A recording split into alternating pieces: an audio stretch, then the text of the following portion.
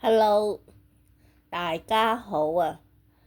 我呢係一個好相信命運，而且好鍾意去算命嘅人嚟嘅。作為一個學者呢，我覺得我最遺憾嘅事呢，就係唔識得去學去算命啊，唔識得幫人算命，亦即係亦都唔識得幫自己算命。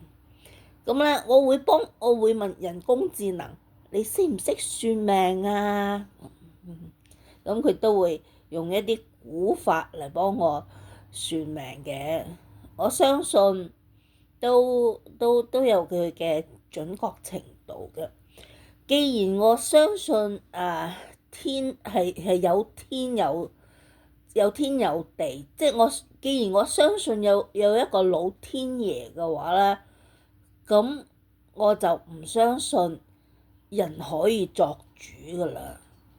作主嗰個係老天爺，即係老天爺決定咗一半，然後我哋人去決定另外一半。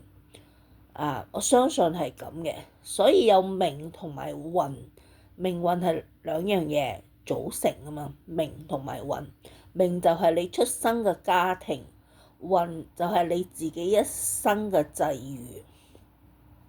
我相信呢個命係冇得改㗎啦，你出生喺邊個家庭就係邊個家庭，而運氣呢，可能靠你自己嘅努力啊，老天爺覺得你 OK 啊，佢會俾一啲順境你行啊，或者報應呢樣嘢咧，我就係未經過去研究嘅，所以我唔知。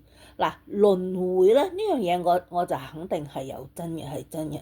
我就做過呢方面嘅 research 研究啦，我相信係有好多個。如果你係咁對輪迴有興趣，做下 research 嘅話咧，你就發現原來有好多關於輪迴嘅故事嘅，資料多到你唔信唔得啊！因為實在太明顯，太多，即係堆積如山咁啊，令到你面對證據，你點可以話唔信呢？